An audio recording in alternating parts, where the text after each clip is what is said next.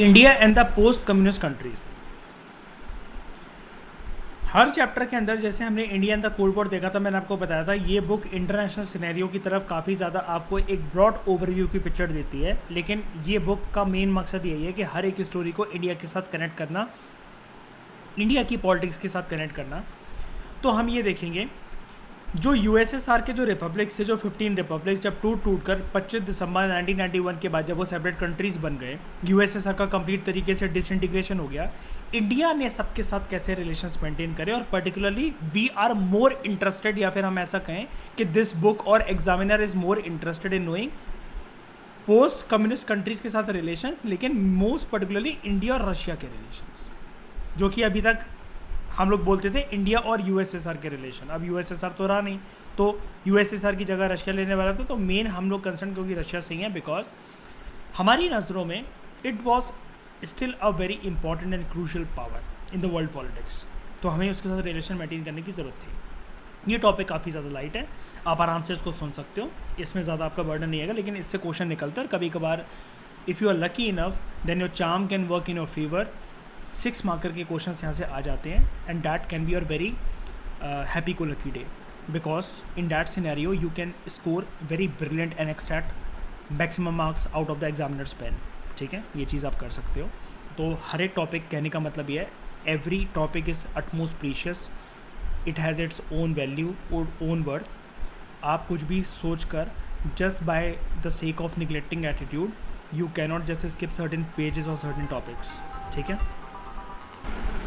तो मैंने इसकी इंपॉर्टेंस आपको हाईलाइट कर दी इस टॉपिक की। Now let's start and strike the topic India and the post communist countries. ठीक है, इंडिया जो थी शुरू से ही उसने जितनी पोस्ट कम्युनिस्ट कंट्रीज़ थी, यानी कि यूएसएसआर से 15 रिपब्लिक्स जो डिसइंटीग्रेट होकर अलग अलग कंट्रीज़ बनी, उन सभी के साथ इंडिया ने शुरू से ही अच्छे रिश्ते मेंटेन करे। लेकिन सबसे स्ट्रॉन्गेस्ट रिलेशंस जिनकी बात होती है, इंटरनेशनल प्लेटफॉर्म्स पे चर्चा होती है, वो देखने को मिलते हैं हमें मेजरली रशिया और इंडिया के बीच में, amongst all the post communist countries. कहने का मतलब ये है यूएसएसआर के 15 रिपब्लिक्स में से सबके साथ अच्छे रिश्ते मेंटेन करें शुरू से ही, सिंस 25 दिसंबर 1991 जब से एक एक करके वो कंट्रीज़ बनना स्टार्ट होंगी, फिर चाहे वो सेंट्रल एशियन रिपब्लिक्स हों, चाहे वो बाल्टिक रिपब्लिक्स हों, एस्टोनिया, लैटविया, लिथुआनिया, या फिर कुछ भी हो, लेकिन स्ट्रॉन्गेस्ट रिलेशंस जो हमें देखने को मिलते हैं, जिनकी झलक देखने को मिलती है, वो अभी भी हमें रशिया और इंडिया के बीच में देखने को मिलते हैं। इंडिया के जो रिलेशंस हैं रशिया के साथ, ये एक इम्पॉर्टेंट आस्पेक्ट है हमारी फॉरेन पॉलिसी का शुरू से। जैसे एक झलक अगर हम लोग लें इसकी कम्युनिस्ट एरा में, तो जब 3 एक्सिस अलायंस बना था, जब मैंने आपको डिस्कस करवाया था, पाकिस्तान, यूएसए और चाइना, है ना, जब एक उसमें आ गया था 1971 के बाद, जब पाकिस्तान हमारे ऊपर ब्लेम लगा रहा था कि तुमने बगावत करवाई है हमारे देश और ईस्ट पाकिस्तान को सेपरेट कंट्री बांग्लादेश बनवाने में तुम्हारा योगदान बहुत है, I will wage a war against you by getting support from America and Pakistan. उस समय 20 ईयर्स की Indo Soviet treaty of peace, friendship and cooperation sign कर रशिया ने ये चेतावनी दे दी थी वर्ल्ड स्टेज पे कि अगर नेटो अलाइंड नेशंस ये सोचते हैं कि वो इंडिया पे बुरी निगाह रख लेंगे मेरे होते हुए, तो वो गलत सोचते हैं। If any country wages a war against India, I am ready to retaliate that country with nuclear weapons. किसी की ज़रूरत नहीं हुई, 3 एक्सिस अलायंस सिर्फ नाम का रह गया सिर्फ, है ना। तो इंडो रशिया रिलेशंस जो हैं, क्या कह रहा है writer, Indo Russia relations are, ये ना बिल्कुल गड़े हुए हैं, एम्बेडेड का मतलब एक तरीके से गड़े हुए हैं, चिपके हुए हैं। इनका रूट, इनका इतिहास हमें देखने को मिलता है इंडिया और रशिया के रिलेशन, या फिर अगर पहले भी बात कर लो जब रशिया नहीं था, इंडिया और यूएसएसआर के रिलेशंस का जो इतिहास है, इट इज़ अ इतिहास ऑफ ट्रस्ट, कॉमन इंटरेस्ट, जो कि पॉपुलर परसेप्शन से दोनों कंट्रीज़ के लोगों के अंदर काफ़ी ज़्यादा एक मैचिंग वाली झलक देखने को मिलती है। ये हम कैसे कह सकते हैं? लेट्स स्टार्ट आवर कहानी from cultural and social aspect. सबसे पहले बात करते हैं कल्चरल आस्पेक्ट की। इंडिया के जो हीरोज़ हैं, बॉलीवुड के जो सितारे हैं, जो उस ज़माने की अगर हम लोग बात करें जब यूएसएसआर था, तो राज कपूर से लेकर अमिताभ बच्चन तक, ये घरों में, रशिया के हर एक घर में ये जाने माने नाम रह चुके हैं। बड़ी सारी post Soviet countries apart from Russia, मतलब जो भी 14 रिपब्लिक्स थे, उनके देशों के अंदर भी these are the popular names. वहाँ पर हमें बड़े सारे लोग नज़र आ जाएंगे, हिंदी गानों के बड़े शौकीन हैं वो लोग। ये चीज़ हमें ये दिखाता है कल्चरल झलक है। और इंडिया जो है उनकी इस पॉपुलर मेमोरी का पार्ट रह चुकी है। मतलब हमारे पापा या फिर दादा दादी के ज़माने के गाने और पिक्चरें कह लो, तो वो उस ज़माने के साथ जो मिलते हुए, उनकी जनरेशन के साथ मिलते हुए जो मतलब लोग हैं ना, कुल मिलाकर अगर मैं सिंपल भाषा में कहूँ, हमारे पापा और दादा दादी की उम्र के जो लोग हैं, जो इस ज़माने वो लोग इंडिया में पिक्चरें और गाने सुन रहे थे, वो लोग रशिया और पोस्ट कम्युनिस्ट कंट्रीज़ के अंदर भी वो उस चीज़ के दीवाने थे। ये तो हो गई कल्चरल आस्पेक्ट। रशिया और इंडिया ना दोनों एक कॉमन विजन शेयर करते हैं कि दुनिया जो है ना वो एक सुपर पावर के द्वारा डोमिनेटेड नहीं रहनी चाहिए, दुनिया यूनिपोलर वर्ल्ड नहीं रहनी चाहिए। दोनों एक विजन देखते हैं मल्टीपल पावर्स। वो ये कहते हैं कि हम नहीं कह रहे कि हम दोनों को, इंडिया और रशिया को बना दो वर्ल्ड स्टेज पे डिसीजन मेकर्स, मॉरल पुलिस की अथॉरिटी दे दो, ग्लोबल पुलिस की अथॉरिटी दे दो। वो कह रहे हैं हम ऐसा नहीं कह रहे हैं, वो ये कह रहे हैं कि multiple powers, different powers should come together and govern the international system of this world, of this globe, of this earth. Russia and India, they both share a vision of multipolar world order दुनिया में, ना कि unipolar world का सपना जैसा कि अर्थ पे USA देखता है। ठीक है, कि मेरी प्रेजेंस हो हर जगह और मैं बहुत जल्दी पहुंच जाऊं दुनिया के एक कोने से लेकर उस कोने तक। ये आप 3rd चैप्टर में लाइन सुनोगे कि उसकी हेजिमनी के कंटेक्स्ट में ऐसी बातें होंगी कि विद इन द अर्थ ना, within the globe, it can reach anywhere within few minutes. ये उसकी तारीफों में कुछ लाइन लिखी जाती है उसकी हेजिमनी में। लेकिन contrary to this what India and Russia envisions, जो कि वो मतलब विजन करते हैं that multipolar world should exist. वो बायपोलर तो नहीं कह रहे हैं कि हमें बना दो मल्टी पोलर वर्ल्ड ऑर्डर। ठीक है, अब ये क्वेश्चन आ जाता है दोस्तों कि मल्टी पोलर वर्ल्ड ऑर्डर का मतलब क्या होता है। ये बहुत बच्चे कर नहीं पाते हैं, मैंने देखा नहीं है किसी को करते, क्योंकि एक तो ये बोल्ड नहीं है और ये लिखा नहीं हुआ है। ठीक है, वैसे तो मैंने आपको समझा दिया मल्टीपोलर वर्ल्ड ऑर्डर वो चीज़ है जो कि यूनिपोलर वर्ल्ड के अगेंस्ट है। तो क्या है मल्टीपोलर वर्ल्ड ऑर्डर?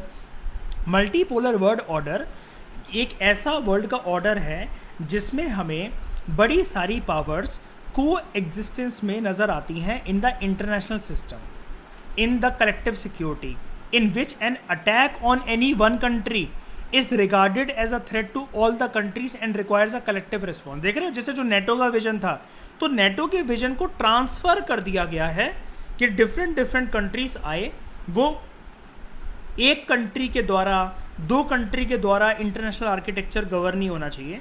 ये जो पूरी की पूरी हमारी पृथ्वी है, इस पे चाहे इंटरनेशनल सिस्टम हो या कलेक्टिव सिक्योरिटी का कंसेप्ट हो, different powers should raise voice against the weaker powers.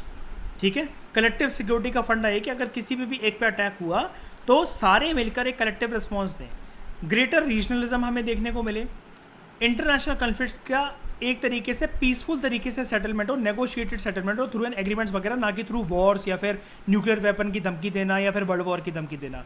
और किसी भी कंट्री के इंटरनल मैटर्स में क्या कहते हैं, दखल अंदाजी नहीं होनी चाहिए। हर एक कंट्री अपने इंडिपेंडेंट रूप से, स्वतंत्र रूप से फॉरेन पॉलिसी को परस्यू कर सके, और डिसीजन मेकिंग जो होनी चाहिए वो कंट्रीज़ के द्वारा नहीं होनी चाहिए, कंट्रीज़ के द्वारा नहीं होगी। उसके लिए एक इंटरनेशनल संस्था है जिसका नाम है यूनाइटेड नेशंस। इसको स्ट्रेंथन करो, इसको डेमोक्रेटाइज करो और इसको एम्पावर करो। This is what is known as multipolar world order. And Kashish, इसको बहुत अच्छे से लर्न कर लेना, बिकॉज ये आपके PSIR में काम आएगा। सेम चीज़ काम आएगी, वहीं हमें सेम डिट्टो चीज़ कॉपी पेस्ट करके लिखनी पड़ेगी, ditto, without changing any comma और एनीथिंग। ठीक है, कि मल्टीपोलर वर्ड ऑर्डर क्या होता है। अब मल्टीपोलर आप सीख गए, बायपोलर आपने प्रीवियस चैप्टर के अंदर सीखा ही था। अब सिर्फ एक वर्ड ऑर्डर रह गया जो कि आपको पता नहीं है, जिसकी डेफिनेशन प्रॉपर तरीके से नहीं पता, यूनिपोलर। वो आप अगले चैप्टर में सीख जाओगे। Just have patience and wait for it. और भी बात करें अगर हम इकोनॉमिक और सोशल एस्पेक्ट के अंदर, तो 80 से ज़्यादा बायलैटरल एग्रीमेंट जो हैं वो साइन हो चुके हैं इंडिया और रशिया के बीच में। और ये डेटा तो बहुत पुराना है NCERT का, as part of Indo Russian strategic agreement of 2001। हम तो इससे अब 20 साल आगे हैं, 2011 2021 और हम बैठे हैं 2022 में। तो अब तो बहुत सारे एग्रीमेंट, मोर देन 100-200 कह सकते हो आप एग्रीमेंट। ठीक है, इसके अलावा रशिया ना हमारे लिए एक इम्पॉर्टेंट वर्ल्ड का एक पार्टनर है। क्यों? जब भी मुद्दा कोई सेंसिटिव होता है जिसमें इंडिया की धज्जियाँ उड़ाई जा सकती हैं उसके दुश्मनों के द्वारा, लाइक पाकिस्तान, चाइना या अमेरिका को भी कई बार ऐसा कहा जाता है कि वो बिन पैंदे का लोटा अपना stand time to time change कर लेता है। तो इंडिया को क्या फ़ायदा मिलता है रशिया से रिलेशन मेंटेन करके? India stands to benefit from its relationship with Russia, क्योंकि रशिया हमें बड़े सारे इश्यूज़ के ऊपर सपोर्ट करता है, लाइक कश्मीर, एनर्जी सप्लाई देना, अपनी इंटरनेशनल टेररिज्म के ऊपर इंफॉर्मेशन शेयर करना ताकि इंडिया भी चौकन्ना रहे, ठीक है, क्योंकि रशिया भी तो एक तरीके से एशिया का पार्ट है, major part of Russia lies in Asia ना, ये चीज़। इसके अलावा रशिया हमें एक्सेस देता है सेंट्रल एशिया तक जाने का, और रशिया क्योंकि चाइना का भी दोस्त है और इंडिया का भी दोस्त है, तो हमारे रिलेशनशिप को बैलेंस करने का काम करता है चाइना के साथ। अब देखो ये क्वेश्चन है, कोल्ड वॉर में याद है तो मैंने क्वेश्चन करवाया था कशिश समक्ष कि स्मॉलर कंट्रीज को क्या फायदा मिलता है सुपर पावर के साथ रिलेशन ज्वाइन करके, सुपर, और दूसरा क्वेश्चन ये था सुपर पावर को क्या फायदा मिलता है स्मॉलर कंट्रीज के साथ रिलेशन मेंटेन करके। समझ गए?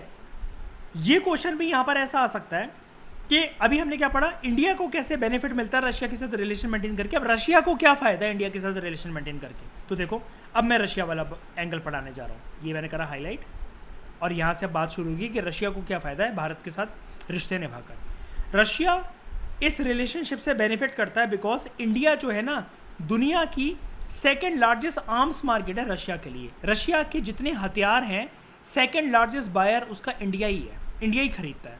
इंडिया की मिलिट्री को अपने बड़े सारे हार्डवेयर जो है ना वो रशिया से मिलते हैं।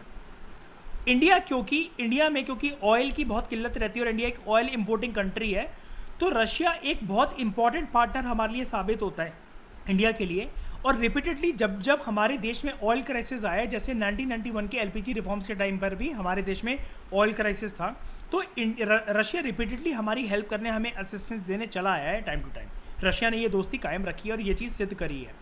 इंडिया जो है, India seeking to increase its energy imports from Russia. जैसे एनर्जी में सिर्फ ऑयल नहीं होता है, नेचुरल गैस होता है, हाइड्रोकार्बन्स होते हैं, ये सब कुछ हमें रशिया से मिल जाते हैं। हाइड्रोकार्बन्स आपको याद होगा, मैंने एक आपको नया फ्यूल बताया था कशिश यूपीएससी की क्लास में ज्योग्राफी में, कि बर्फों से गड़ा हुआ एक नई चीज़ फॉर्म ऑफ एनर्जी मिलती है, याद है?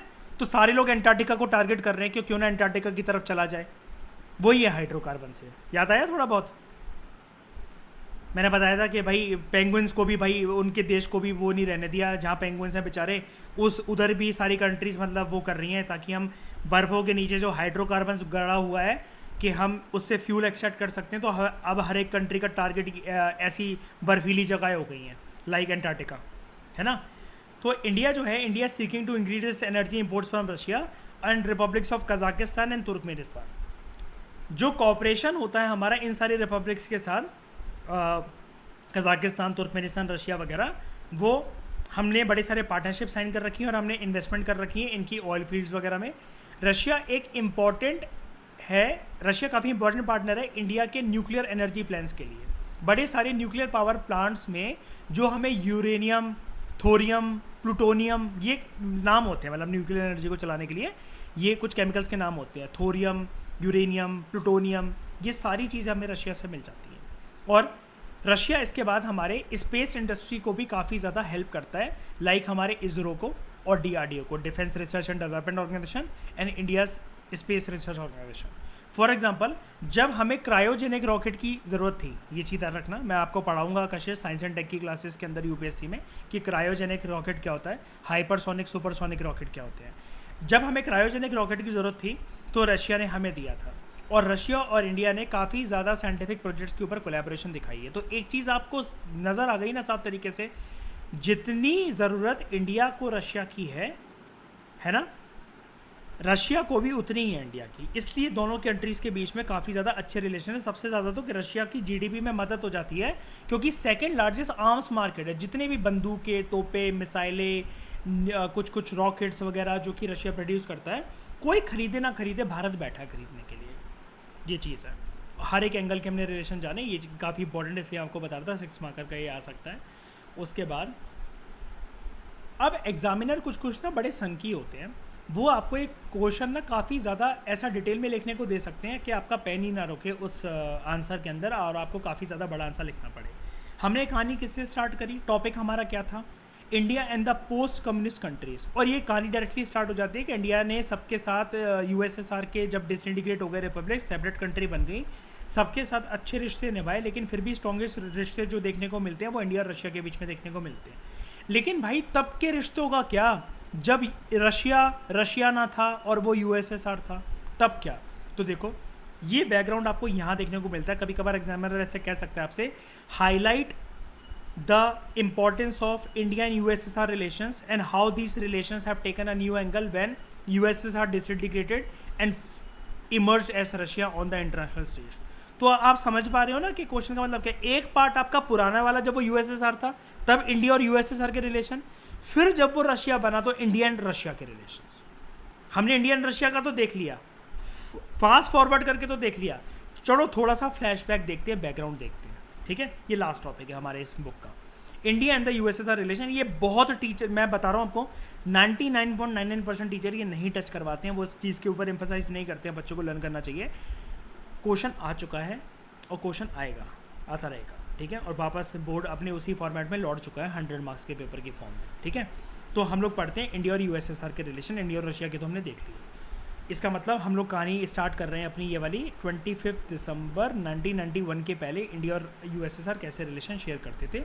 चलो इधर पढ़ते हैं। कोल्ड वॉर एरा के टाइम पे भारत और यूएसएसआर जो थे वो स्पेशल रिलेशनशिप एंजॉय करते थे, जो कि कभी कभार क्रिटिक्स को ये कहने पे मजबूर कर देते थे कि इंडिया तुम क्यों ड्रामेबाजी दिखाते हो नेम की, तुम तो साफ साफ सोवियत कैंप में हो, तुम तो साफ साफ बस तुमने वॉर्सो पैक्ट ज्वाइन नहीं कर रखा है, सब कुछ तुम्हारा दोस्त, हमदर्द, तुम्हारा लवर, तुम्हारी गर्लफ्रेंड, तुम्हारी बॉयफ्रेंड, सब कुछ यूएसएसआर ही तो है। कोई भी मदद, कोई भी दिक्कत हो इंटरनेशनल स्टेज पर, नेम को तुम भूल जाते हो फटाफट, यूएसएसआर प्लीज़ यार देख लो ज़रा, ये 3 एक्सिस अलायंस बना रहे हैं यार ये। तो हमारा जो रिलेशनशिप है यूएसएसआर के साथ शुरू से मल्टी डायमेंशनल रहा है। मल्टी डायमेंशनल कैसे? सबसे पहले बात करते हैं इकोनॉमिक एंगल की, ठीक है?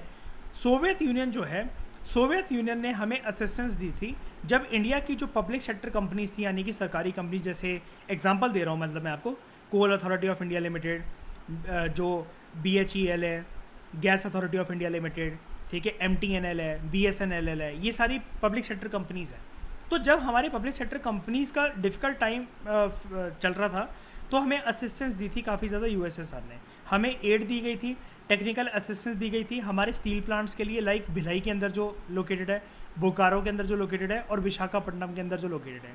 इसके अलावा काफ़ी सारे मशीन पार्ट्स भिजवाए थे रशिया ने हमारे लिए, जैसे BHEL के लिए, भारत हैवी इलेक्ट्रिकल्स लिमिटेड के लिए। सोवियत यूनियन ने, जब हमारे पास फॉरेन एक्सचेंज की शॉर्टेज हो गई थी, ध्यान से समझना क्या होता है इसका मतलब, समक्ष कशिश में आपको ये चीज़ पढ़ाऊंगा यूपीएससी में इकोनॉमिक्स में, और समक्ष आप इस साल पढ़ोगे इकोनॉमिक्स में।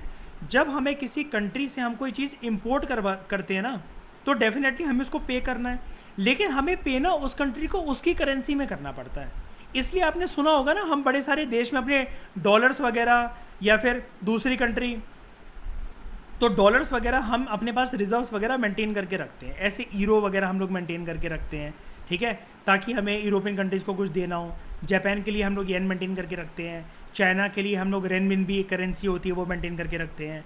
तो ऐसे ही हमारे पास क्या था, इसकी करेंसी क्या थी, मैंने क्या पढ़ाया था, क्या नाम था इसका, यूएसएसआर की करेंसी का, रशिया की करेंसी का, बताओ? रूबल। हमारे पास रूबल की शॉर्टेज थी। देखो, when India was short of foreign exchange, तो इसने देखो कितने अच्छे रिलेशंस होंगे उस कंट्री के साथ। उस टाइम पर देख रहे हो वर्ल्ड की सेकंड सुपर पावर थी यूएसएसआर, टूटा कहाँ है अभी, हम तो फ्लैशबैक को डिस्कस कर रहे हैं ना। Soviet union accepted Indian currency. सोचो ज़रा, एक कंट्री का जेस्चर क्या हो सकता है कि भारत की करेंसी एक्सेप्ट कर ली, कि जब तुम्हारे पास हो तब तुम दे देना, हम नाप तोल के अभी हमारा जितना बनता है, हाँ जितनी कीमत बनती है तो इंडियन करेंसी दे दो, जब फॉरेन एक्सचेंज रिजर्व्स आ जाएंगे तो अपनी इंडियन करेंसी रख लेना और हमें रूबल में दे देना। हमारी दिक्कत तो सॉल्व हो गई, लटकाया तो ही ना कम से कम हमें। ये हो गई इकोनॉमिक रिलेशन। अब बात करते हैं पॉलिटिकल रिलेशंस की। सोवियत यूनियन ने हमेशा हमें सपोर्ट करा है जब भी यूएन में कश्मीर का मुद्दा उठा। बड़ी सारी हमारी दुश्मन देश जैसे चाइना, पाकिस्तान हमेशा ये बोलते थे कि पाकिस्तान का पार्ट है, इंटीग्रल पार्ट है, पाकिस्तान को कश्मीर मिलना चाहिए, ठीक है। लेकिन रशिया ने टाइम टू टाइम इंडिया का सपोर्ट करा है कि नहीं, Kashmir as an integral part of India. India को मेजर कन्फ्लिक्ट्स के टाइम पर जब हमारे चले हैं, पाकिस्तान के युद्ध वगैरह चले हैं, जितने भी वार हुए हैं, स्पेशली 1971 का जो वॉर हुआ था, और मैंने आपको पढ़ाया 20 ईयर्स की जो Indo Soviet treaty of peace, friendship and cooperation sign हुई थी, रशिया की अहम भूमिका थी हमारी उस चीज़ में कि चाइना, पाकिस्तान और यूएसए ने 3 एक्सिस अलायंस बनाते हुए भी इतनी तीनों पावरफुल कंट्रीज़ ने एक गोली तक नहीं चलाई, हमें धमकाने तक की हिम्मत भी नहीं हुई, जस्ट बिकॉज ऑफ यूएसएसआर। ठीक है, अब ऐसा नहीं है कि इंडिया ने मतलब वो चीज़ दोबारा जेस्चर में कुछ शो नहीं करी है। यहाँ पर लाइन देखो, India to supported Soviet foreign policy in some crucial but indirect ways. जैसे अफगानिस्तान में जब रशिया ने इन्वेड करा था ना, रशिया नहीं कहना चाहिए मुझे, यूएसएसआर कहना चाहिए, यूएसएसआर ने जब इन्वेड करा था ना अफगानिस्तान को, याद है ना 1979, तो इंडिया ने ना जब इंडिया से पूछा कि आप क्या सोचते हो वो करके, तो इंडिया ने इनडायरेक्ट वे से सपोर्ट ही करा था उसे, उसके अगेंस्ट नहीं बोला कि हाँ ठीक है टेररिस्ट कैंप को ख़त्म करनी तो गया है, ये गया है वो गया है, खुल के सामने सपोर्ट में भी नहीं आया, लेकिन खुल के विरोध में भी नहीं आया। अब बात करते हैं मिलिट्री रिलेशंस की। इंडिया को, जैसा कि हमने पढ़ा था करंट जो हमारे रिलेशन जब यूएसएसआर था, तो इंडिया को अपने बड़े सारे मिलिट्री हार्डवेयर जो थे वो सोवियत यूनियन से ही मिलते थे। When few other countries were willing to part with military technologies, जो हमसे मिलिट्री टेक्नोलॉजीज छुपा रही थी, सोवियत यूनियन ने, यूएसएसआर ने कभी हमारे साथ ऐसा नहीं करा। सोवियत यूनियन ने बड़े सारे बल्कि हमारे साथ एग्रीमेंट्स साइन करे, जिसकी वजह से इंडिया को अलाउ करा गया कि यूएसएसआर ने हमें ये बोला कि जॉइंटली तुम अपनी मिलिट्री को हमारे पास बेचकर क्यों ना तुम्हारी मिलिट्री और हमारी मिलिट्री साथ में मिलिट्री इक्विपमेंट्स बनाए, तुम्हारा दिमाग होगा हमारे रिसोर्सेज होंगे। यहाँ तक का जेस्चर है, सोचो ज़रा, यहाँ तक का जेस्चर। हमारी मिलिट्री को एक तरीके से आप ये कह सकते हो, उस वाले पॉइंट में लिख सकते हो, मॉडर्नाइज करने का काम करा यूएसएसआर ने। And Kashish, let me tell you, after this lecture you are notch higher in the UPSC classes. अब आपको कोई दिक्कत नहीं आने वाली, just wait for the third chapter USA hegemony.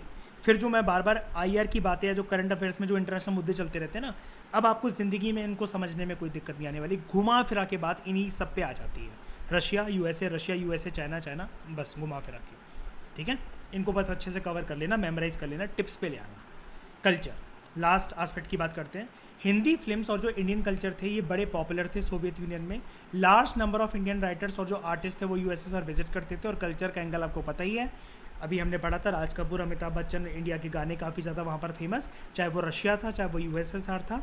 USSR तो काफ़ी ज़्यादा, मतलब आप कह सकते हो ना, रशिया तो काफ़ी ज़्यादा नया है ना, 25 दिसंबर 1991 को ही तो बना है। उससे पहले हमारे, मैंने आपको बताया, फादर मदर के ज़माने के लोग, ग्रैंडफादर ग्रैंडमदर के लोग ज़माने के लोग, वो सारे के सारे यूएसएसआर का पार्ट थे। यूएसएसआर का पार्ट थे, तो इसका मतलब ये सारी चीज़ें वहाँ पर काफ़ी ज़्यादा प्रचलित थी, काफ़ी ज़्यादा फेमस थी। ठीक है, तो इस लिहाज से हमने पूरे चैप्टर कॉम्प्रिहेंसिव तरीके से कवर करा, और मुझे नहीं लगता मैंने इसके अंदर कोई भी बात छोड़ी है। जस्ट मुझे एक बारी चीज़ देख लें दो, इस मैप की तरफ एक बार ही देख लो। सेंट्रल एशियन रिपब्लिक्स, अगर ये वाला मैप आ जाए कि आपको लोकेट करने को है, तो आप एक चीज़ याद रखना, ये रहे आपके central Asian republics, Kazakhstan, Uzbekistan, Turkmenistan, Tajikistan, ठीक है, और अज़रबैजान। किर्गिस्तान इसके अंदर डेफिनेशन के अंदर नहीं आता। सीबीएसई इंटरप्रेट किस तरीके से करता है कैसे नहीं करता हमें उससे लेना देना नहीं है, लेकिन to prove this point let me take you to Google Chrome. ठीक है, मैं गूगल पे जाता हूँ और वहाँ दिखाता हूँ एक बार। ये रहा सेंट्रल एशियन रिपब्लिक्स, आपको यहाँ पर देखने को मिलते हैं, कज़ाकिस्तान, किर्गिस्तान, किर्गिज रिपब्लिक कहते हैं आज के टाइम में से हम लोग, तजिकिस्तान, तुर्कमेनिस्तान और Uzbekistan. There is no Azerbaijan, लेकिन डेफिनेशन जो है वो एक्सपेंड होती रहती है। तो आप इसके लिए देखो क्या कर सकते हो कि वैसे जो उसका मैप होता है ना, अगर आप यहाँ पर देखो तो आपको ये साफ तरीके से नज़र आएगा, दिस इज़ सेंट्रल एशिया। यहाँ पर देखो Kazakhstan, Uzbekistan, Turkmenistan, Kyrgyzstan, Tajikistan. अब कभी कभार ये लोग अफ़गानिस्तान को ले लेते हैं, लेकिन Afghanistan is not a matter of our concern. ठीक है, तो हम लोग अपनी ये जो है इसको सिर्फ सीमित यहाँ तक रखेंगे, अज़रबैजान को यहाँ से हटाते हैं एंड हम लोग डालते हैं इसको इन पार्ट्स को। ठीक है, Kazakhstan, Uzbekistan, Turkmenistan, Tajikistan and Kyrgyzstan. ये इंपॉर्टेंट है, आ सकता है। ये मैंने चीज़ आपको इसलिए दिखाई, किसी भी तरीके का डिस्प्यूट हो या टीचर अगर नंबर काटे या किसी रेफरेंस बुक से अगर वो चेक कर रही है या कर रहे हैं आपके टीचर जो भी हैं, आप उनको गूगल खोल के दिखा देना कि मैम जो गूगल है वो इन्हीं पाँचों के नाम लेता है मेजरली। ठीक है, चलो हम साइड में 4 लीडर्स हैं हमारे, उनके नाम देख लेते हैं जिसके बारे में अभी तक हमने डिस्कशन नहीं करी। रशियन रेवोल्यूशन आने से पहले जो लीडर थे या फिर जो लेकर आए, सबसे पहले बात करते हैं लेनिन की। व्लादिमीर इलिच उल्यानोव लेनिन पूरा नाम इनका। ठीक है, इन्होंने एक पार्टी फाउंड करी थी जिसका नाम था बोल्शेविक कम्युनिस्ट पार्टी। ये रशियन रेवोल्यूशन के लीडर थे, इन्हीं की वजह से रेवोल्यूशन आया था 1917 में, and he was the founder head of USSR during most difficult period following the revolution. 1970 से लेकर 24 तक का जो पीरियड था ये उसके लीडर थे यूएसएसआर के। He was a outstanding brilliant theoretician and practitioner of Marxism. और ये सारे लोग जो कम्युनिस्टवादी होते हैं ना, जो कम्युनिस्ट आइडियोलॉजी को फॉलो करते हैं, उनके लिए काफ़ी बड़ी इंस्पिरेशन थे कि यस, देश में अच्छी खासी सरकार की चलते तख्ता पलट करा जा सकता है, कम्युनिज्म और सोशलिज्म की आइडियोलॉजी को जीता जा सकता है कैपिटलिज्म और लिबरल डेमोक्रेसी को ख़त्म करके। तो जो कम्युनिस्टवादी लोग थे, जैसे ये जो कम्युनिस्टवादी सोशलिस्टवादी जो लोग होते हैं, क्या हमें इंडियन नेशनल मूवमेंट के अंदर मैं कशिश आपको पढ़ाऊँगा, ये हमें देखने को मिलते हैं। लाइक आप कह सकते हो कि बोस का नाम आपने सुना होगा, सुभाष चंद्र बोस जी का नाम, ठीक है। और वो एक मीटिंग भी मतलब उनकी हो चुकी है हिटलर की, ऐसा बोला जाता है, हिटलर के साथ मीटिंग हो चुकी है, क्योंकि दे वर नॉट फेमिलियर, या फिर उनको ये आइडियोलॉजीज़ पसंद नहीं थी। ये लोग हमेशा सोशलिज्म और कम्युनिज्म की तरफ और मार्क्सिज्म की तरफ ही थोड़ा सा इंक्लाइन थे, ठीक है। फिर बात करते हैं लेनिन के बाद दूसरे सबसे बड़े leader Joseph Stalin. He was successor to Lenin. Lenin के बाद स्टालिन आते हैं और सोवियत यूनियन को इन्होंने लीड करा ड्यूरिंग इट्स कंसोलिडेशन। मतलब जब सोवियत यूनियन सारे रिपब्लिक को मिला रहा था, जुटा रहा था, जोड़ रहा था, इन्होंने काफ़ी ज़्यादा रैपिड तरीके से इंडस्ट्रियलाइजेशन यूएसएसआर में शुरू करी। एग्रीकल्चर को करेक्टिवाइज करने का काम करा कि सरकार के अंदर आएगा सारी की सारी खेती बाड़ी की ज़मीन।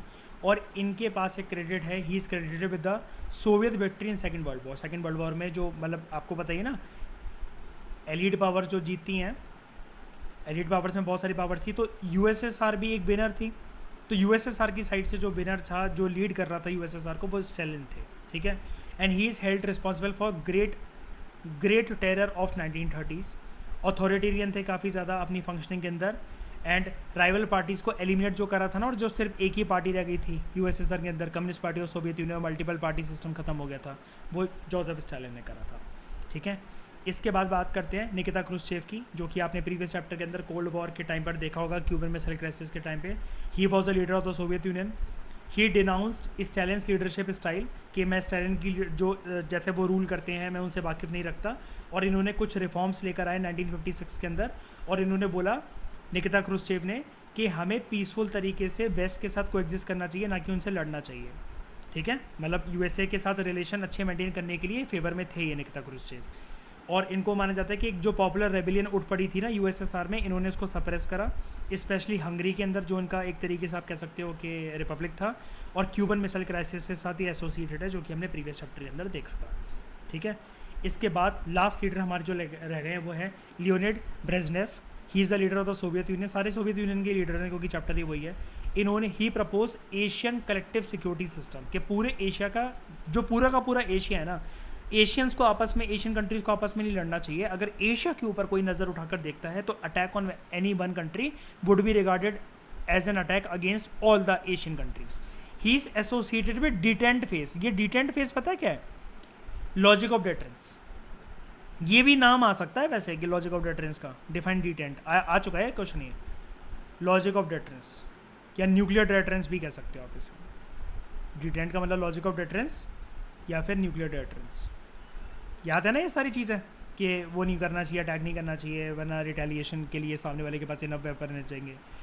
ही is associated with detente phase in relation with USA. मतलब यूएसए के साथ ही चल रहा था ना लॉजिक ऑफ डिटेंस, उसके साथ ही एसोसिएटेड है। He is involve in suppressing a popular rebellion जो चला था चेकोस्लोवाकिया में, और उसको सप्रेस करा था। और अफगानिस्तान में जब यूएसएसआर ने इंटरवीन करा था ना 1979, ये लियोनिड ब्रेजनेव थे उस टाइम पर प्रेसिडेंट यूएसएसआर के। और इसके बाद मिखाइल गोर्बाचोव के बारे में हम पढ़ ही चुके हैं। ये दो रिफॉर्म्स इनके याद रखना, पेरिस्ट्रोइका और ग्लासनोस्ट। कहाँ गया ये रहा, पेरिस्ट्रोइका और ग्लासनोस्ट। और इसके अलावा बोरिस येल्सिन के बारे में भी मैंने आपको बता दिया था। ये फर्स्ट प्रेसिडेंट थे रशिया के और ये लास्ट प्रेसिडेंट थे यूएसएसआर के। इस लिहाज से मैंने चैप्टर में एक भी पॉइंट सिंगल नहीं छोड़वाया, काफ़ी ज़्यादा कॉम्प्रिहेंसिव तरीके से मैंने आपको कवर करवाया, और आपको ये चीज़ याद होनी चाहिए, पता होनी चाहिए।